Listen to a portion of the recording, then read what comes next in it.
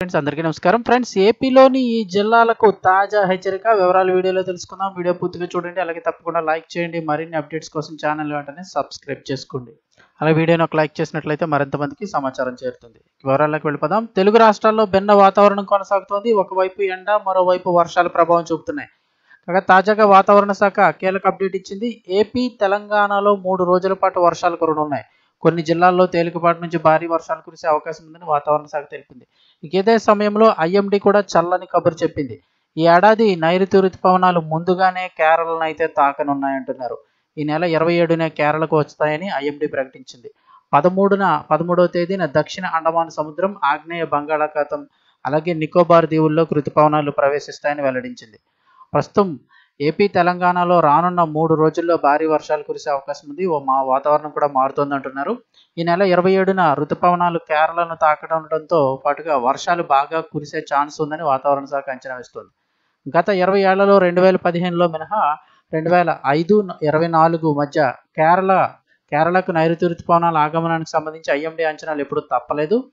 తాజా అంచనాల ప్రకారం నైరుతి రుతుపవనాలు పురోగమిస్తున్నది, అంటే త్వరగా వస్తున్నందున ప్రస్తుతం వేసవి ఎండలు, వడగాల్పుల నుంచి ప్రజలకు త్వరలో ఉపశమనం లభించనుంది అంటున్నారు. సాధారణంగా చూస్తే నైరుతి రుతుపవనాలు జూన్ 1 నుంచి వారం రోజుల వ్యవధిలో కేరళను తాకనున్నాయి. ఆ తర్వాత వారం 10 రోజుల్లో రాయలసీమ, ఉత్తరాంధ్ర, దక్షిణ కోస్తాకు విస్తరిస్తాయి. రుతుపవనాలు కేరళను తాకినప్పటి నుంచి కూడా ఏపీలో వాతావరణం మారిపోతుంది. జూన్ 3వ వారం నుంచి ఇంకా రాష్ట్ర వ్యాప్తంగా విస్తారంగా వర్షాలు కురుస్తాయంటున్నారు. ఈ ఏడాది 4 రోజుల ముందే రుతుపవనాలు రానున్నందున వచ్చే నెల 2వ వారం నుంచే వర్షాలు పుంజుకునే అవకాశం ఉంది. అంటే జూన్ 2వ వారం, ఒక 7వ తారీఖు దాటిన తర్వాత నుంచి వర్షాలు కురిసే అవకాశం ఉందని వాతావరణ శాఖ అధికారులు అంచనా వేస్తున్నారు. ఈ ఏడాది నైరుతి రుతుపవనాల సీజన్లో సాధారణం కంటే ఎక్కువ, అంటే 104% వర్షపాతం నమోదవుతుందని గత నెలలోనే వాతావరణ శాఖ ప్రకటించింది.